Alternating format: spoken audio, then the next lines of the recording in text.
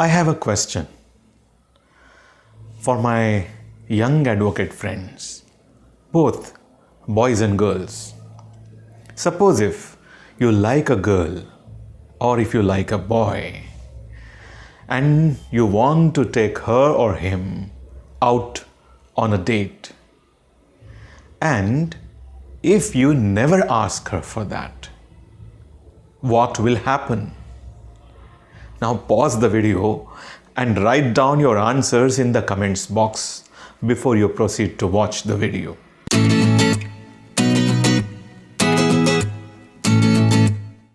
You might be wondering, why am I talking about all this today? And what has all this got to do with the theme of our channel?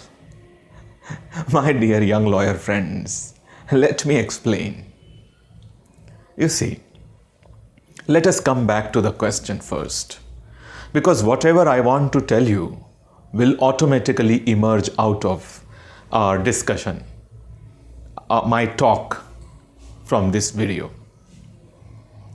So, I put before you one situation where you like a girl or a boy and never ask her for a date. Now, I do not know what your answer was. Now, I want you to assume another situation where you actually ask that girl or boy out for a date. What is going to happen? I want to know, what are the possibilities when you ask a girl or a boy for a date? Do you see the difference between the former situation and the latter one? The former situation where you never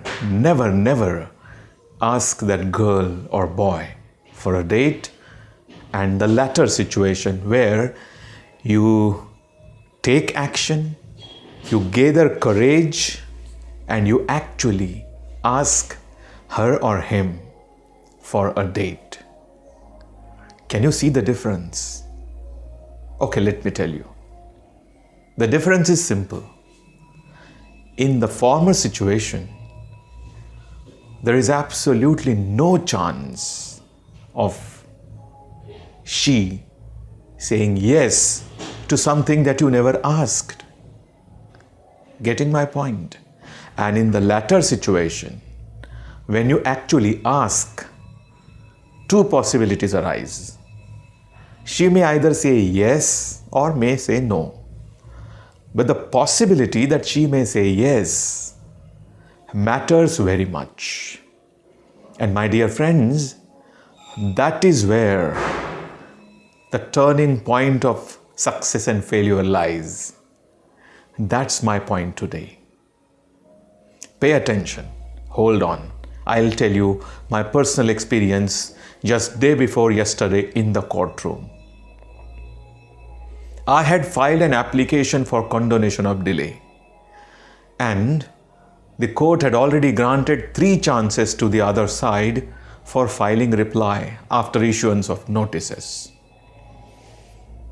For the 3rd time the case was listed, I went to court and contacted the government pleader and asked him whether he was going to file reply today, to which he answered, no, he would be taking time, further time.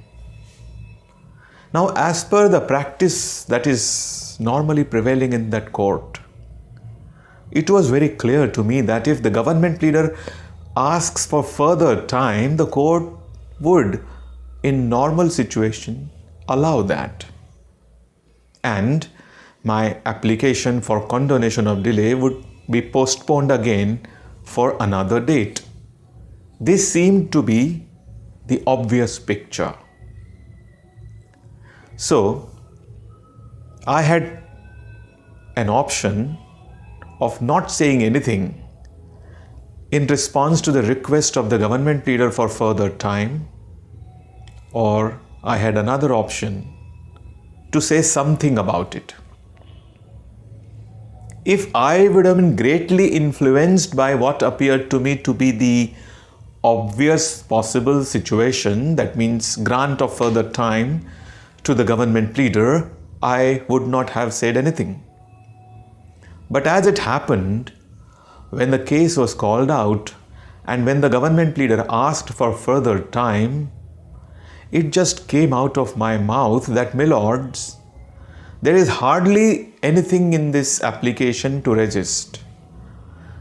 The application for condonation of delay needs to be allowed in the light of explanation that is tendered in paragraph numbers 2 to 7. Now, my saying this set the court to think about it. Court started applying its mind to that matter. After realizing that already 3 chances were given to the other side, court started applying its mind and, to my surprise, came in my favor. Court also took note of the fact that these are the COVID days and the Supreme Court had already extended the limitation period for so many cases for a longer time and had again revived that order of extension of limitation.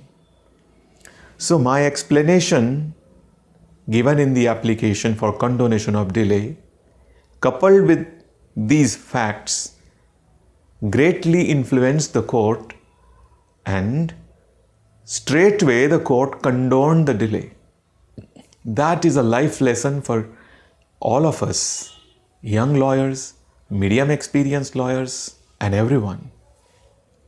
If you take action, the possibility of something happening in your case arises. Of course, you have to take judgment when to make such kinds of requests and when not, when to make such kind of opposition and when not. Suppose if I would have opposed the request of the government pleader on the very first date, it would not have been right, because the respondent side deserves a chance to put forth its say. So they deserve at least one opportunity, maybe 2.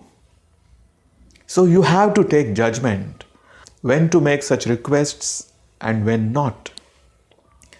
So in my situation, the time was right for me to make that kind of request. But the point that I am making is, in an obvious situation, if I would have been influenced by the fact that the government pleader is going to make a request and the court is almost going to grant it, I would not have opened my mouth and I would not have got that order for condonation of delay instantly. Something further happened. Court also applied its mind to the merits of the main case and, after hearing me, issued notices to the other side. So one more stage was saved. Otherwise, the case would have been listed separately for hearing on admission for the first time after condonation of delay. Rather than that happening, immediately then and there, the court applied its mind and issued notices on the main case to the other side, making returnable 4 weeks. That is another thing. That's the normal course. So friends, what you can take away from today's video and today's story is that always be open to the possibilities and take action. Do not get influenced by the obvious. Speak up. Ask what you want. See, if you don't ask, nothing will happen. But if you ask, the possibility of something happening will arise. Whether that will actually happen or not is another thing. But the very possibility has inherent in it the seeds of happening something. So if you do nothing, things will not move. But suppose if you ask and that request is rejected, the situation is still same as not having asked. So why not improve the situation by actually asking for something, by making a request for it? That's the point. Hope you have taken the essence of what I'm trying to tell you in this video. Bye and take care, my dear young friends.